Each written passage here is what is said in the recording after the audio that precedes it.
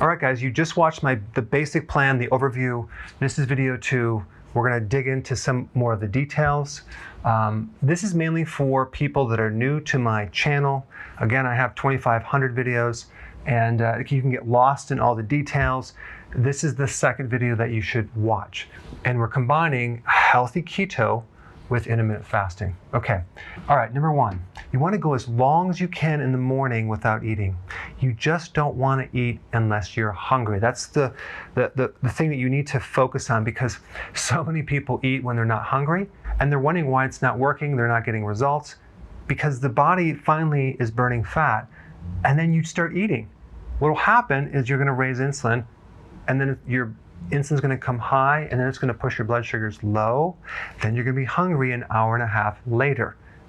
So really, it's what you ate the night before that's going to dictate if you're hungry in the morning.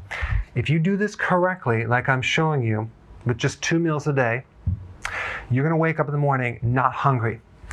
So the goal is to go as long as you can. You may find that you can't go all the way to lunch. You have to eat at like 11 o'clock. Fine, eat your breakfast there.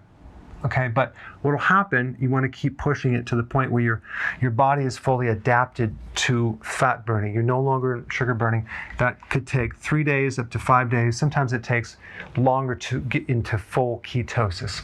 All right, so that's the first rule of thumb. If we can do 2 meals with a 4-hour window, okay, and what that means is that we eat and then we wait 4 hours and we eat again, that's your window. That will give you a 20-hour fasting period. That's incredible. That's enough to see some serious results. The only time that would not work for someone as far as weight loss goes is, let's say they're going through menopause, they have a slow thyroid condition, and they have a history of dieting, and their metabolism is so slow, they're gonna have to push these together and have 1 meal a day, and then they will lose weight. And there are even people that still will lose just a little bit on this, and they might need to go even longer because their metabolism is so dead. And I've had this happen, not to a lot of people, but certain people that just, from birth, they just had a slow metabolism for one thing or another, and they need to go probably eat every other day. Okay, that's just what they need to do until the system heals. But for everyone else, we're going to talk about what are you going to eat on this first meal and the second meal. I've surveyed a lot of people, and this is what they eat, and this is what I eat. Eggs. I do 4 eggs a day. You can do 2 to 4 eggs. Pasture-raised organic eggs, they're a little more expensive, but they're worth it. Now, it's really important to eat healthy eggs because the factory farm eggs are just so bad. They're just terrible. Then we have avocado.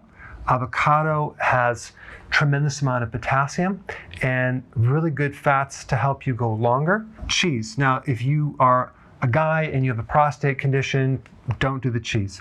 But if you have a high quality organic cheese from a grass-fed cow, goat's cheese is even better, not a problem.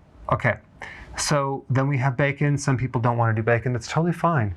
I like bacon. I do bacon from the farmer's market.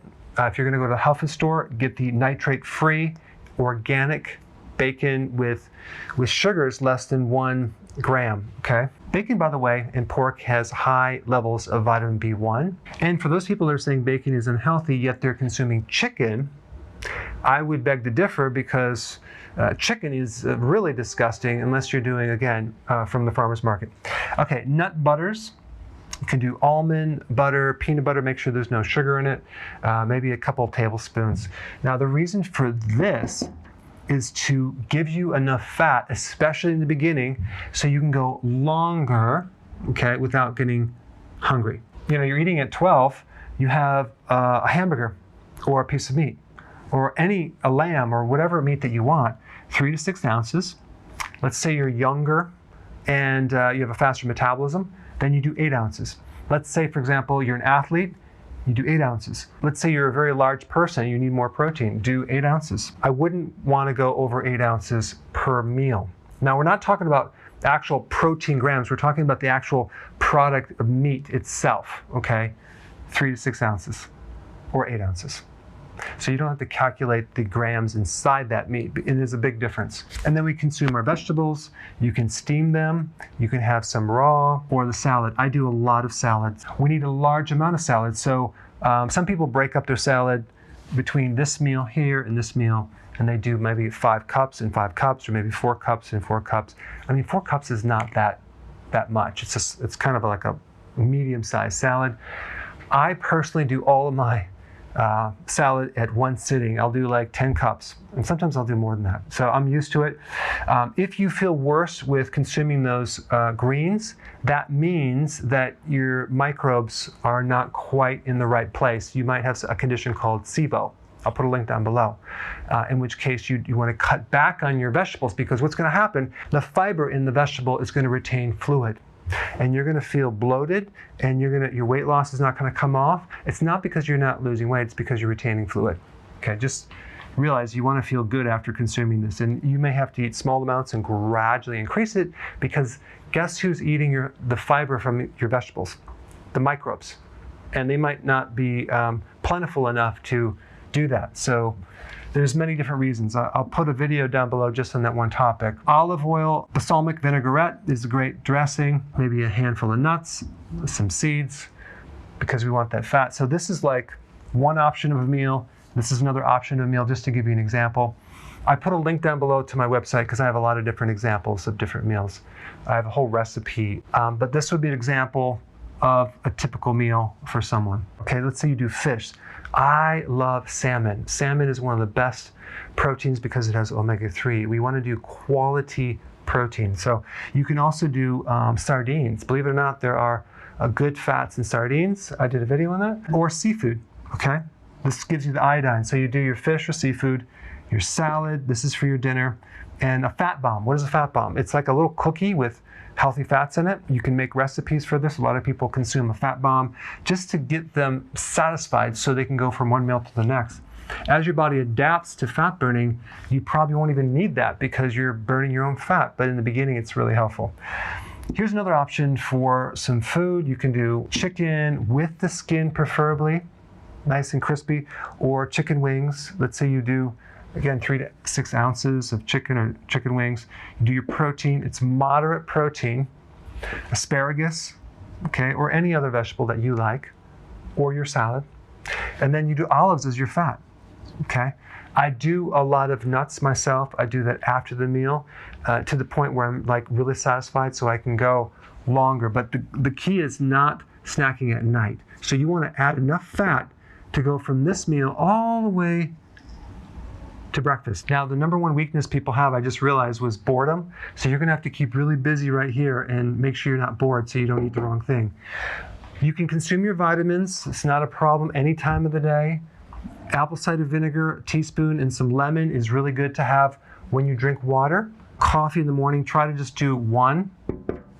You can do tea. You can add some bulletproof. That's MCT oil, coconut oil. You can blend that in your drink if you want, especially in the beginning, to allow you to go without having the first meal. Not a problem. But if you find that that slows down your weight loss as you do this over a period of a couple weeks, then you might want to drop out the extra fat.